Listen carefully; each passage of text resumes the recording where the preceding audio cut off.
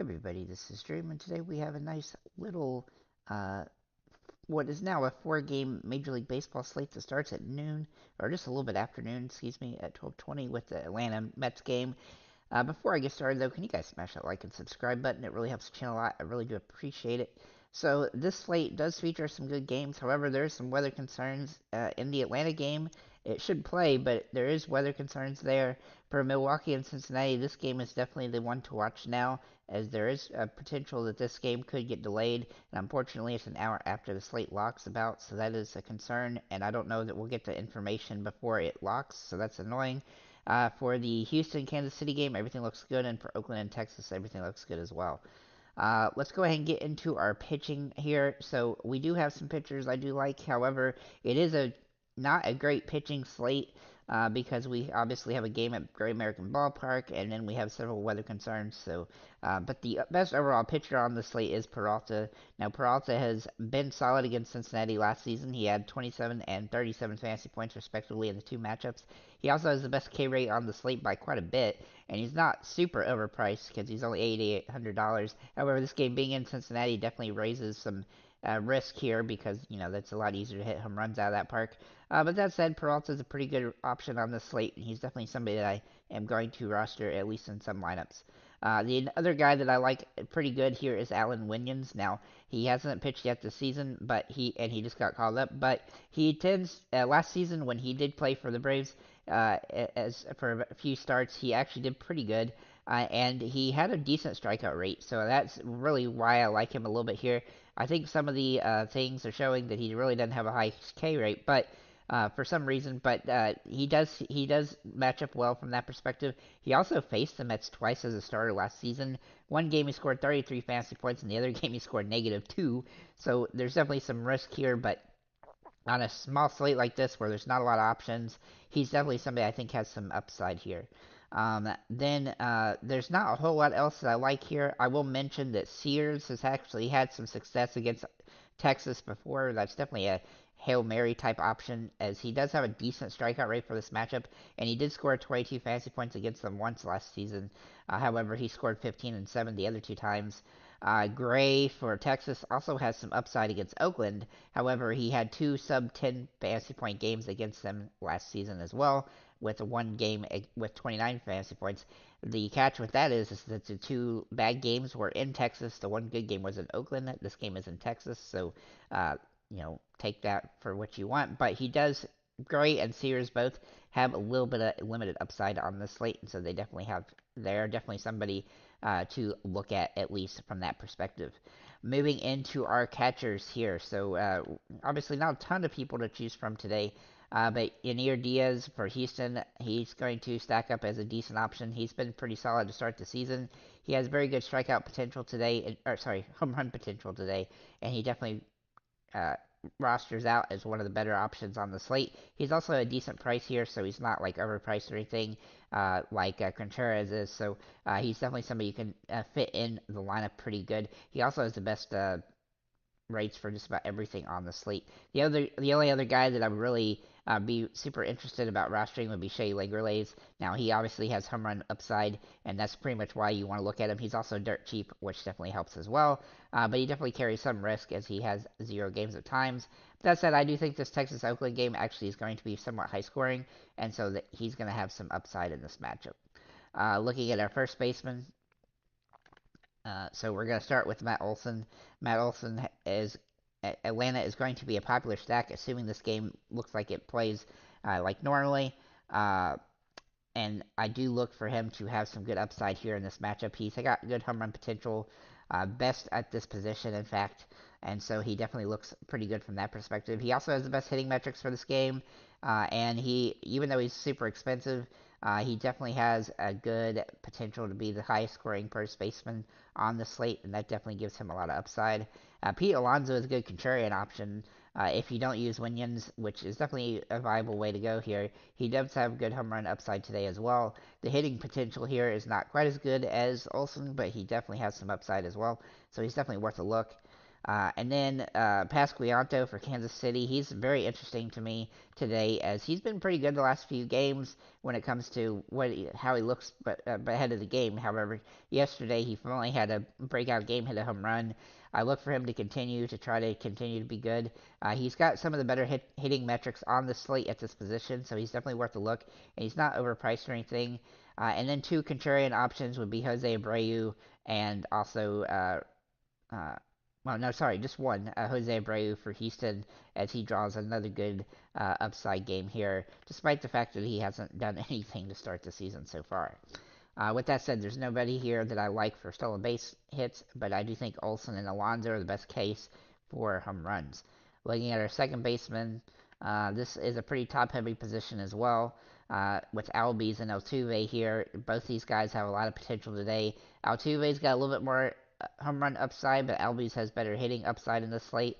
I do think that both of them have good potential though, and it's kind of a toss up for which guy I'm going to use here. I'm probably going to do some lineups with Albies, some with Altuve. I do think this is a position you got to pay up for because there's not a whole lot to like that's under that price point. However, if you want to go to G-Law for Oakland, he would be somebody that I would consider as he has been hitting the ball pretty well, and he does have good home run potential as well. He's one of the only other guys that has better home run potential than Altuve and Alves on the slate at this position, so he's definitely worth a look. Not much else that I like there from that position. Maybe at third base, I suspect Austin Riley will be an interesting play today, as he's going to have a lot of potential for a home run. He has the best home run upside on the slate for the most part, from all positions. So he's definitely worth a look here. Though he's very expensive, and there's several good options that are a lot cheaper than him that you can definitely go with. One being Bregman for Houston. He is due for a home run. He has not hit one yet. He has decent upside here, and he's one of the better hitters on this position, so that definitely gives him some utility here. But I really like Dunn for Milwaukee, assuming this game plays. Uh, One, because he's cheap, but two, because he's got good hitting metrics for this game, and he's got a decent upside, and he's a great value play for that matter on the slate. So he's definitely somebody I'm going to try to get in the roster here at this price point. He's going to help me pay up for other options. And with pitchers not being super expensive, you don't necessarily have to go super cheap on one guy, but he's definitely one that I think if you're going to go cheap on anybody, he's probably the best option from that perspective. That said, third base is pretty good today. There's a lot of guys that have some potential, but those top three are definitely the best. I do think Garcia is a contrarian play as well, though.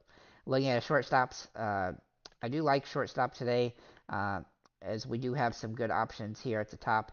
One with obviously with Bobby Witt Jr. He's been showing out as one of the best options day to day. However, he doesn't have the home run rate that he has had the last few games, so he's not a must play on the slate, but he's definitely going to have a high usage and high potential. Not only that, he has that stolen base upside that really makes him hard to not roster, especially at a position that typically has a lot of stolen base upside, but doesn't really have much today when it comes to guys that are value plays at least. But he also has good home run potential, which is also pretty rare here. Lindor is quite a lot cheaper, and he definitely has as much upside as Witt does today, and that definitely gives him some potential in this one. Even though he has not been particularly great so far this season, he does have a good matchup here for himself, and he's definitely somebody that I would consider on the slate. Another guy that I do like some is Willie Adames. Now the home run upside here is a little bit weakened than it has been for him, but he is one of the better options on the slate because of his price, and he's a decent value play. There's really no great value option here for this slate at shortstop, but I think he's probably one of the better options when it comes to sub to 4,500 price points. And then kind of the Hail Mary play would just be use Arcia because he has hit the ball extremely well so far this season. He hadn't done a ton fantasy wise for the most part, but he's kind of safe, and I don't think he'll kill you. So he's definitely somebody you could consider in a good matchup here, and just has good overall hitting upside there. Even Pena has a little bit of upside for Houston, but he's definitely kind of the contrarian option. Moving to outfielders, so our top two guys uh, are going to be really good here with Alvarez and Acuna Jr. Now, Acuna has not had the home runs yet this season, but he has getting a lot of stolen bases. The last game he had three. I look for him to continue to try to get more stolen bases, and that will definitely give him upside potential. But he is a little bit risky with the home runs not coming yet. But he does have good home run metrics for this one. He's just not. He's not. Uh, a lot different than a lot of the other guys at the position. Whereas Alvarez, his home run potential today is absolutely off the charts. He might be the top guy by far on this entire slate. So he might. He's also cheaper than Acuna, which is pretty wild. If you look at his metrics too, he's hitting 346 here with 4 home runs. He's got the best hitting metrics for the slate at the position, and he's also got some still. He's also got some good just value. The price is not that bad for his upside. So I think he's a great play on this one. He's definitely somebody I'm going to consider rostering here on the slate if I can fit him in. I also like Ozuna for Atlanta. Now he has been absolutely tearing up the ball lately, and as long as he's continuing to hit the ball well and see it, then I'm going to be trying to roster him. He's a little bit underpriced for what he's doing, but he's overpriced for who he is. If you have followed him for years. But that said, I think he's a great option on the slate at this price point, and with this matchup, he does draw a lot of home run potential, and that's what we really like from him. Garcia, also for Texas, is very interesting today, but he's a contrarian play off the top three that I mentioned, so he's definitely worth a look, but he's kind of high risk. Looking at value plays, I do think that the Mets are going to be a sneaky stack here with Nemo and Marte. I do like both those guys some, but they don't have a ton of home run upside here. Where's Marte at? Here, Marte. But I do think those guys are somewhat interesting. However, I do think that you could go away from those guys because there's three sub 4,000 type price players that I do like quite a bit. The first guy is going to be Blade for Oakland. Now, he has some really good metrics for this game. Now, he's not a huge home run guy most of the time, but he does have that potential today, and he has good hitting metrics and good value for this slate, so he's definitely worth a look. I also like Velasquez for Kansas City. He's been very solid so far this season. Kansas City is a team that seems like that they just have that capacity to score runs, even when you seem like they're not going to. And he has been one of the better options from the team. So I think he's a good spot here. I don't think he'll hurt you too bad today if he doesn't have a great game. And so I think he's somebody you have to consider. Chase McCormick also, he's kind of struggled so far this season, but he is scoring some fantasy points most games. And this might be the best matchup in the situation he's had so far. So he's definitely worth a look. And I do like his upside here. The last but not least guy that I'm going to mention is Benson for Cincinnati. As long as he's going to be dirt cheap like this, if he comes in and plays, then he's definitely going to be somebody I would consider.